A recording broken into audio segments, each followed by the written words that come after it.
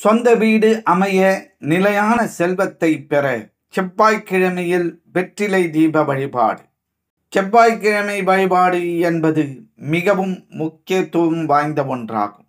இந்த நாளில் குறிப்பாக முருகப் பெருமானையும் துர்க்கை அம்மனையும் வழிபடுவது சிறப்பான பலன்களை தரும். செவ்வாய் கிரகத்தின் அதிபதியாக இருப்பவர் முருகப் பெருமான்.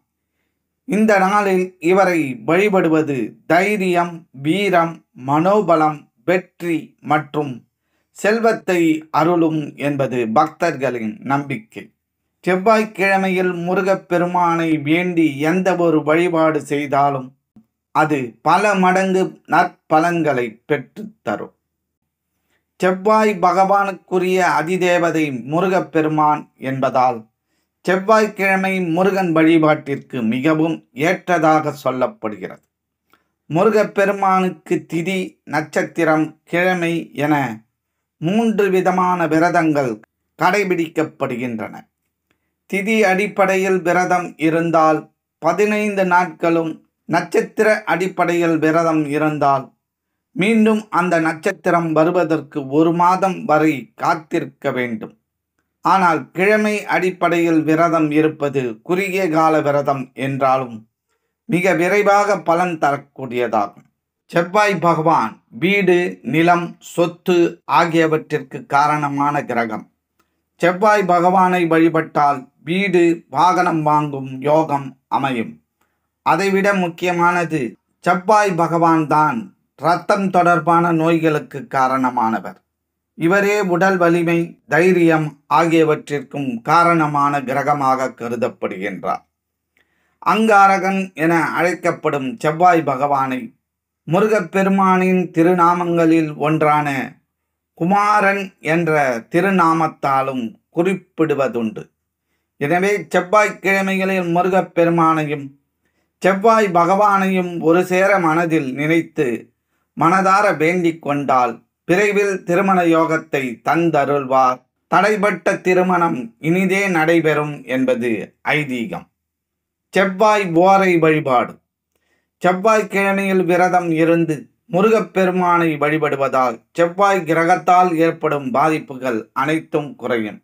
அதோடு சில குறிப்பிட்ட வழிபாடுகளை செவ்வாய்க்கிழமையில் வரும் செவ்வாய் ஓரை நேரமான காலை 6 மணி முதல் 7 மணி வரையிலான காலத்தில் செய்யும்போது அதற்கு விரைவான பலன் கிடைக்கும்.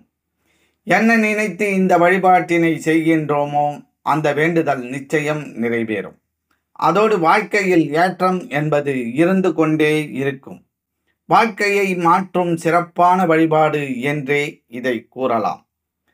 வெற்றிலை தீப வழிபாடு. செவ்வாய்க்கிழமையில் காலையில் எழுந்து குளித்துவிட்டு வீட்டில் உள்ள பூஜை அறையில் வழக்கமாக ஏற்றும் விளக்கை ஏற்றி வைக்க வேண்டும். பிறகு ஒரு தட்டினை எடுத்து கொள்ளுங்கள். அதன் மத்தியில் மஞ்சள் குங்குமம் வைத்துக்கொண்டு 6 வெற்றிலைகளை எடுத்து கொள்ளுங்கள்.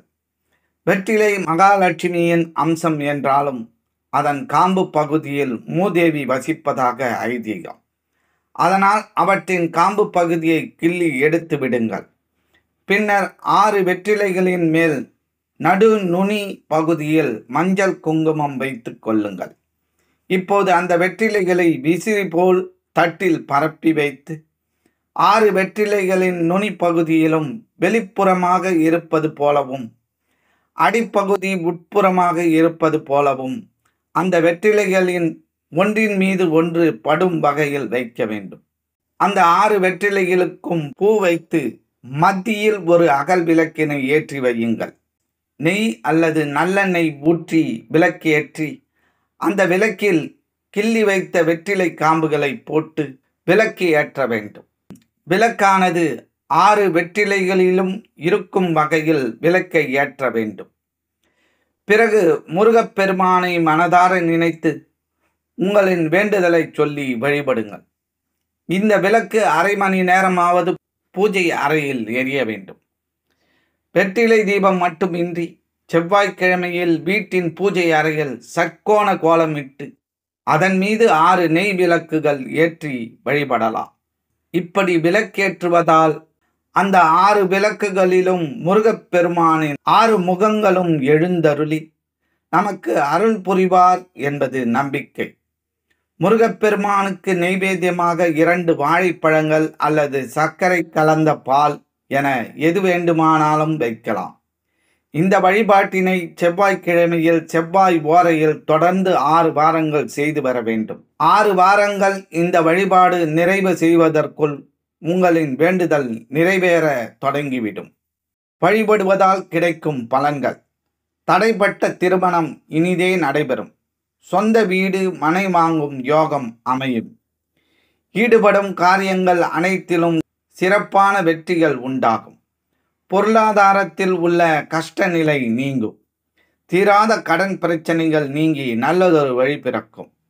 செல்வ செழிப்பு பெற்று மகிழ்ச்சியான வாழ்க்கை அமையும்.